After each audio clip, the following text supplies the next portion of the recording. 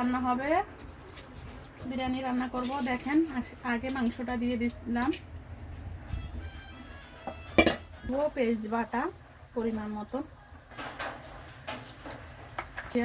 সবগুলো নিয়েছি, নারকেল বাটা, তারপরে দিব বাদাম বাটা, তারপরে দিব রসুন বাটা, আদা পরিমাণ মতো,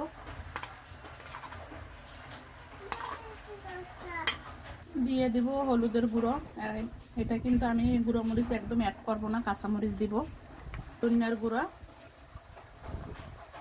জিরার গুঁড়া, জিরা আর একটা কিন্তু ই করে রেখেছি ওটাও দিব, গরম মশলা, স্বাদ মতন লবণ, কিছু গোটা মশলা ধুয়ে রেখেছিলাম দিয়ে দিচ্ছি, কাঙ্ক্ষিত মশলাটা, বিরিয়ানির মশলা এর ভিতরে সবই থাকে, তারপর আমি কিন্তু এক্সট্রা অনেকগুলো দিচ্ছি। এখন দিয়ে দিব তেল, তেলটা একদম লাস্টে দিচ্ছি,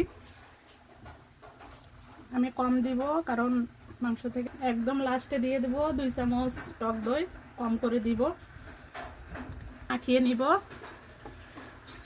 যত মাখাবো তত মজা হবে।